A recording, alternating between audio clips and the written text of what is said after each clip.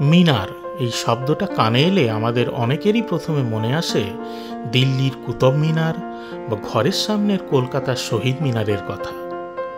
আর বাংলাদেশের দর্শকদের মনে কি আসে তা অবশ্যই কমেন্ট বক্সে জানাবেন। আজ আমি আপনাদের নিয়ে যাব দেশ থেকে দূরে এক অন্য অজানা মিনারে। নমস্কার, আমি বুকুন, ঘুরছি কুয়ালালামপুরের বিভিন্ন জায়গা আর তুলে ধরছি আমার এই চ্যানেলে। আগের পর্বে আমি আপনাদের সামনে তুলে ধরেছি পেট্রোনাস টুইন টাওয়ার নিয়ে নানান অজানা তথ্য। যারা মিস করেছেন তারা উপরের আই বাটন বা নিচের ডেসক্রিপশন বক্সে দেওয়া লিঙ্ক থেকে দেখে নিতে পারেন। আমাদের কুয়ালালামপুর সিটি ট্যুর বাস এখন কেএলসিসি বাস স্টপ ছেড়ে এগিয়ে চলেছে 17 নম্বর দর্শনীয় স্থানের দিকে। এর মাঝে 16 নম্বর বাস স্টপের কাছে আছে মালয়েশিয়া ট্যুরিজম সেন্টারের একটি heritage building.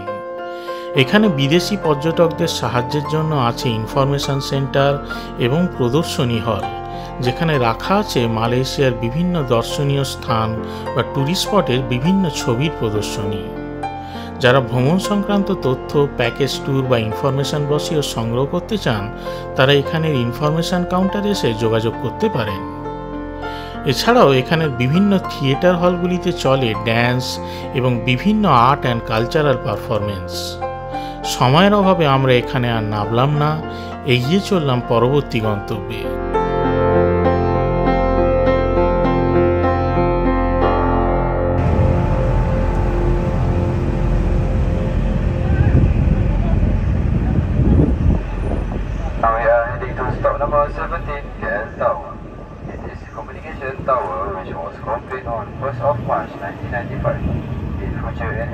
The increases is height to 421 meter and is the seventh tallest telecommunication tower in the world.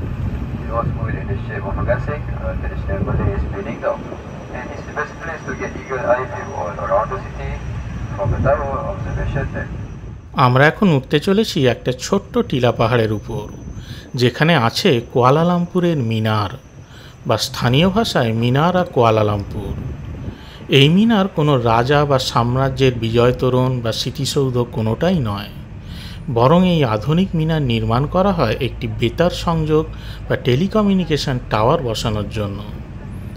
এখানেই আছে মালয়েশিয়ার সবথেকে উঁচু টেলিকমিউনিকেশন টাওয়ার এবং ব্রডকাস্টিং স্টেশন। বাসের অ্যানাউন্সমেন্টে যা শুনলাম তাতে এই টাওয়ারের নির্মাণ কার্য শেষ হয় 1995 সালের 1 মার্চ। মিনারটির উচ্চতা 300 মিটার এবং এর উপরের অ্যান্টেনার টাওয়ারের উচ্চতা যোগ করলে মোট উচ্চতা দাঁড়ায় 421 মিটার। বিশ্বের সমস্ত টেলিকমিউনিকেশন টাওয়ারের নিরিখে এটা সাউথ ইস্ট এশিয়ায় সর্বোচ্চ এবং বিশ্বের মধ্যে 7ম স্থান অধিকার করে। টাওয়ারে 5G বেস স্টেশন ছাড়াও আছে ব্রডকাস্টিং অ্যান্টেনা, রয়েছে রেডিও টেলিভিশনের ব্রডকাস্টিং স্টেশন এবং বেশ কিছু অফিস। দর্শকদের ঘোরার জন্য রয়েছে স্কাই ডেক এবং অবজারভেশন ডেক, আর আছে একটা রিভলভিং রেস্টুরেন্ট এবং ব্যাংকোয়েট হল।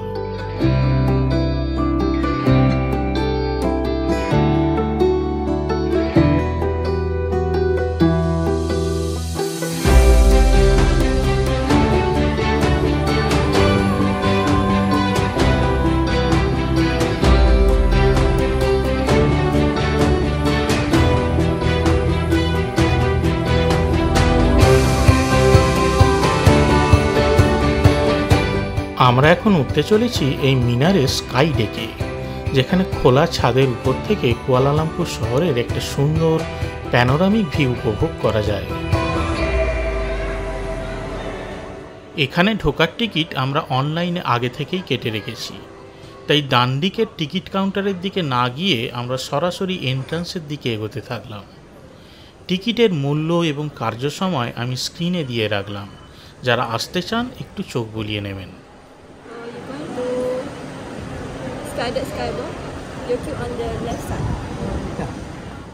সরাসরি ই টিকিটে থাকা কিউআর কোড দেখিয়ে ঢুকে পড়লাম ভেতরে।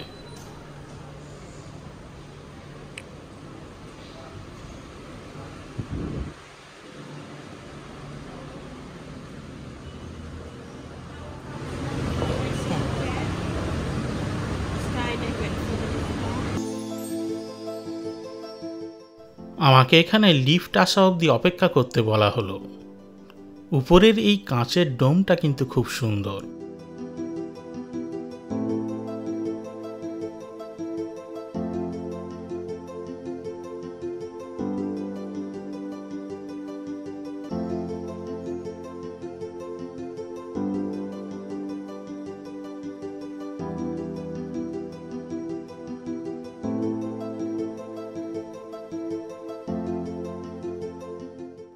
এসে পৌঁছালাম 300 মিটার উচ্চতায়, আর লিফটটা সময় নিল মাত্র 1 মিনিট।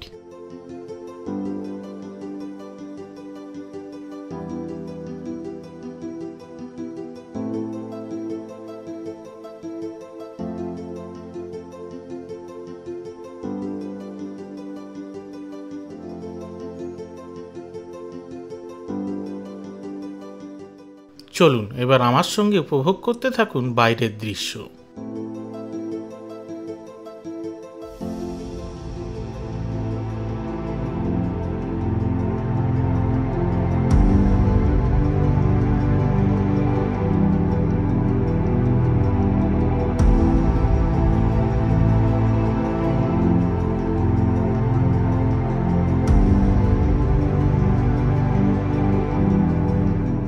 সামনের এই কাঁচ দিয়ে ঘেরা ঘরটার নাম স্কাই বক্স।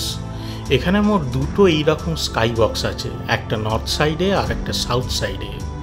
এখন আমরা ঢুকবো এই স্কাই বক্স 1-এর ভেতর। ঢোকার আগে একটু লাইনে দাঁড়াতে হয়, আসলে এখানকার সিকিউরিটি এক এক করে ফ্যামিলি গ্রুপকে ভেতরে ঢোকার অনুমতি দেন।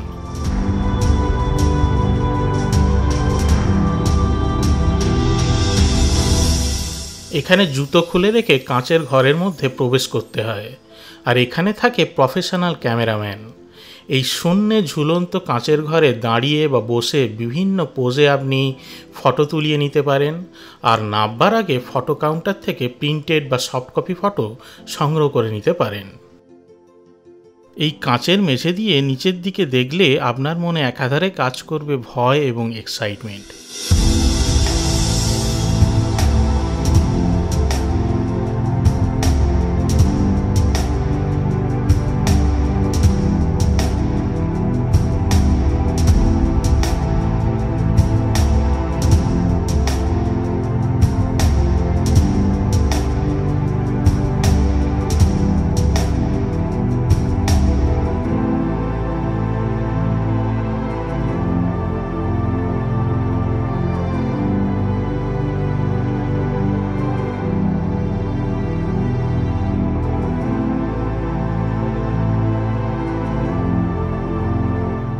একটু দূরেই যে উঁচু বিল্ডিংটি আপনারা লক্ষ্য করছেন, ওটার নাম দ্য এক্সচেঞ্জ 106। 454 মিটার উঁচু এই বিল্ডিংটিতে আছে 106টা তলা, এবং এটাই মালয়েশিয়ার দ্বিতীয় উচ্চতম বিল্ডিং।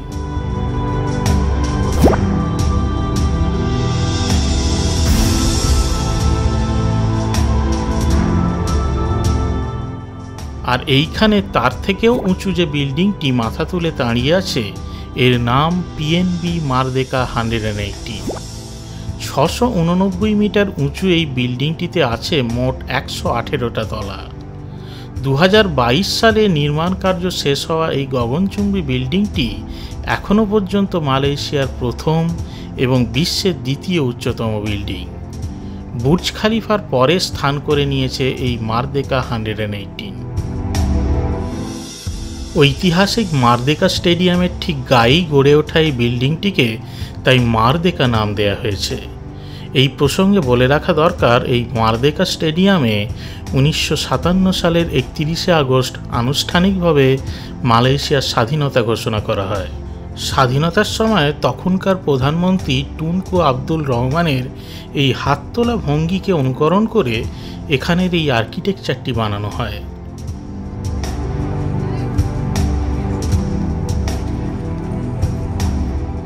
শোনা যাচ্ছে 2024-এ এই মারদেকা 118 বিল্ডিংয়ের অবজারভেশন ডেক খুলে দেওয়া হবে দর্শকদের জন্য। হাঁটতে হাঁটতে বাইরে খুঁজে নেওয়ার চেষ্টা করছিলাম কুয়ালালামপুরের বিশেষ বিশেষ জায়গা, আর টেলিফটো লেন্স দিয়ে জুম করে ক্যামেরাবন্দি করলাম বেশ কিছু ছবি। দেখে নিন সেই ছবির কিছু সংকলন।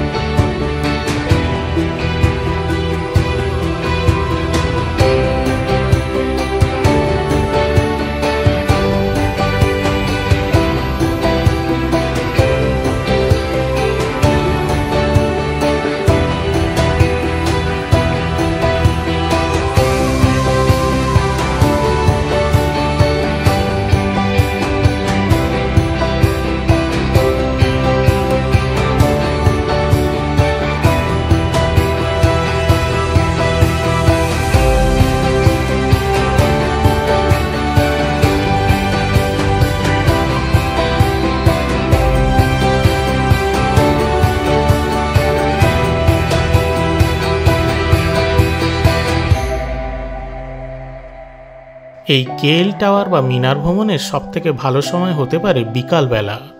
সূর্যাস্তের আগে এসে উপস্থিত হলে আপনি দিনে এবং সন্ধ্যার আলোকময় শহর দুটোই একসাথে উপভোগ করতে পারবেন। দেখে নিন রাতের চিত্রটা কেমন লাগে।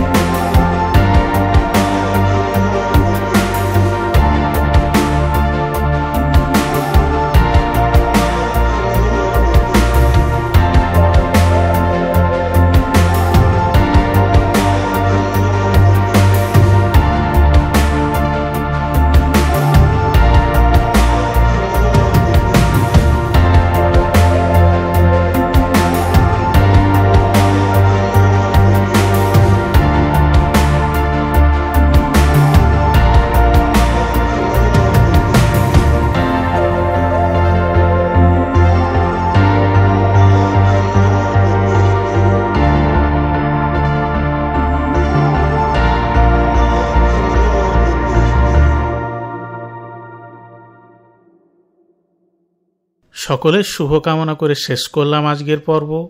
দেখা হবে পরবর্তী পর্বে। ভিডিওটি ভালো লাগলে একটি লাইক এবং শেয়ার করতে ভুলবেন না। আর আপনার মতামত কমেন্ট বক্সে জানালে অবশ্যই খুশি হব। ধন্যবাদ।